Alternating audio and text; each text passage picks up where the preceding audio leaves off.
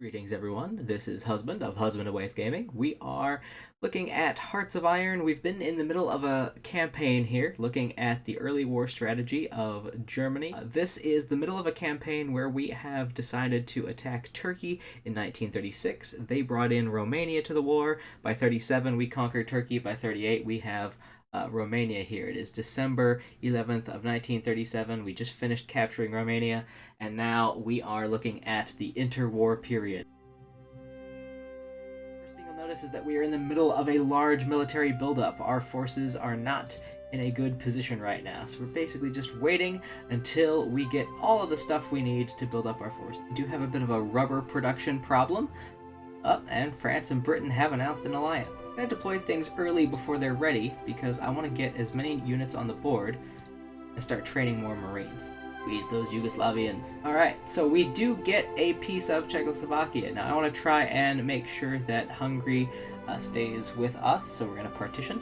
Now we have the war support to start going toward war economy, and we really need to do that. So I'm going to go through this war economy. After deploying all those forces, we do have a bit of a manpower problem, but we will catch up with that when we start getting some of those doctrines and making some other decisions. Take Steiner for my reserve army. Alright, we have some naval research that came up. Now we're going to start working on those carrier-based aircraft. Now we're behind in a couple of areas. We could get these infantry technologies, or we could work down the medium tank tree and start working on infantry support tanks.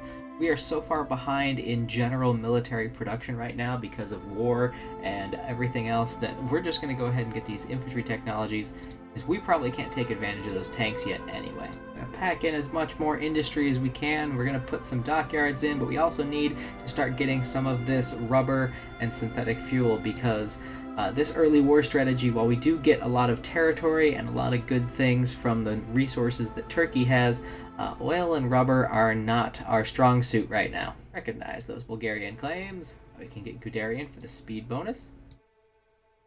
We're going to get those dual-purpose guns, some radar, anti-air, some deck armor, and 2 hangar spaces. We're going to build 2 of these, 12 and 28 as our squadrons. Even with that, we're going to have a spare dockyard, but we're going to save it right now because we already can't deploy the ships we're building due to that manpower situation you just saw fluctuate there. Alright, with nationalist Spain annexing that territory, the war is over. We can no longer milk the air experience out of it, but we did okay.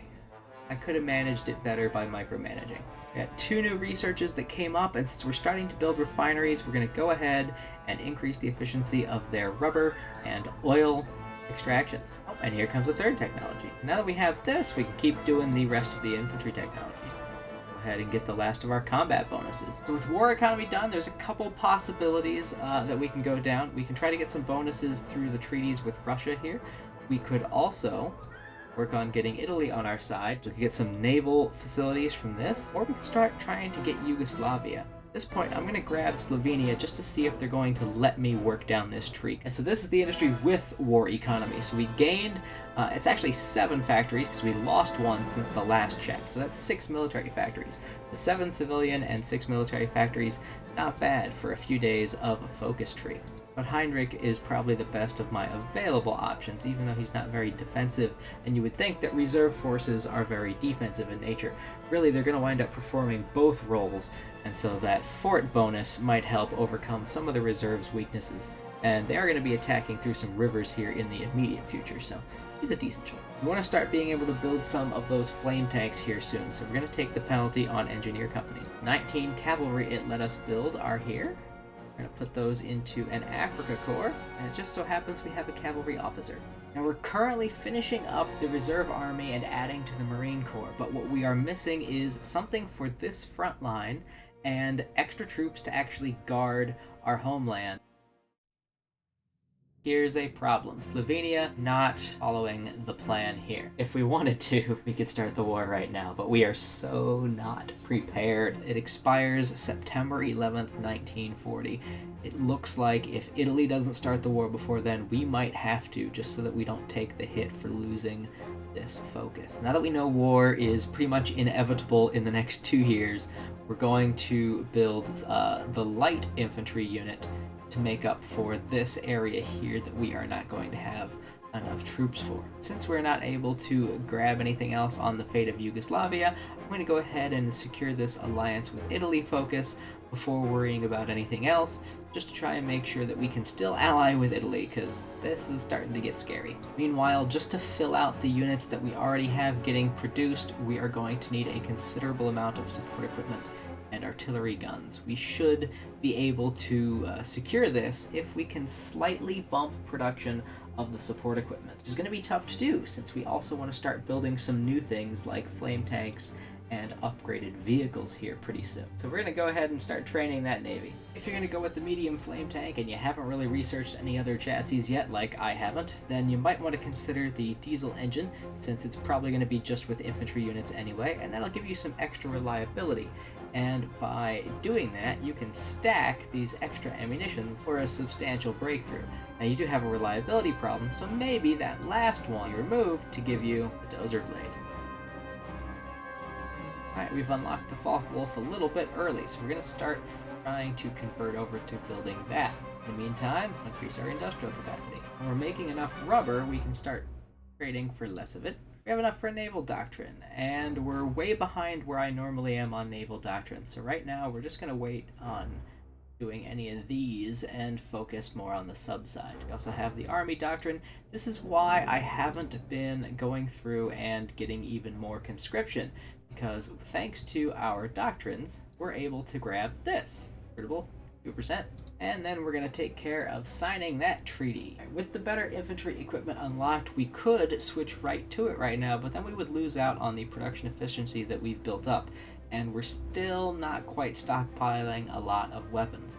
So I'm going to make a tough decision here and decide that we're going to go ahead and have two different sets of equipment running. Now at this point we have constructed almost everything we're going to need. We have some more Marines on the way, we have some more cavalry on the way, 3 Panzer Corps, each with 4 Panzer and 4 cavalry units.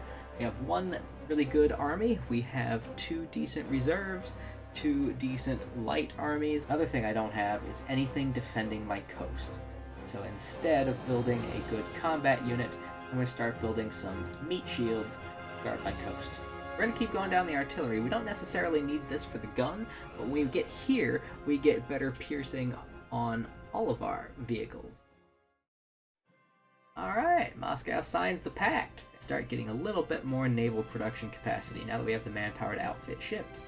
Poland has joined the Allies, so they still may not get dragged into the war, but we'll see. We're going to go Plan Z next, gets 50 experience, some more dockyards, and a research bonus for the battleships, which we're going to need soon. We want our early destroyers to be as good as they can be. Okay, now we can start working on the anti-aircraft tank. A bunch of extra ammo storage slots, and the turret's the hard thing to decide, because, I mean, cheap is good, but for not much more, we get a ton of breakthrough.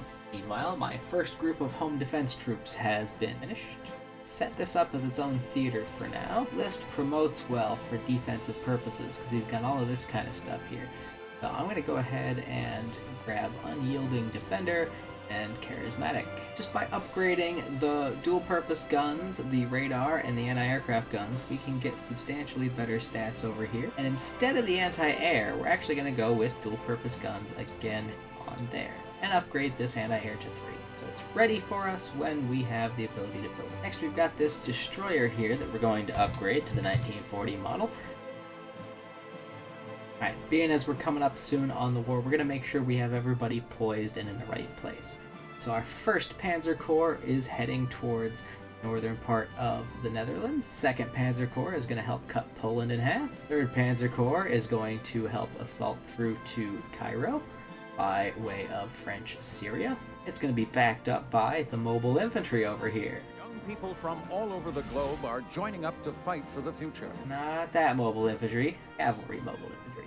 Our top quality, most experienced infantry that won the war over there in the east earlier is going to be the ones backing up the 1st Panzer Corps in taking the Netherlands. Our 1st light infantry that also played a role in that invasion is going to guard our border with France. 1st Reserve is going to be on the western border with Poland. 2nd Reserve is going to be on the southern border with Poland. The Marines have 3 divisions going up against Danzig, and the rest, now that Italy is in our faction, we can go ahead and assign those guys to a naval invasion order on Gibraltar.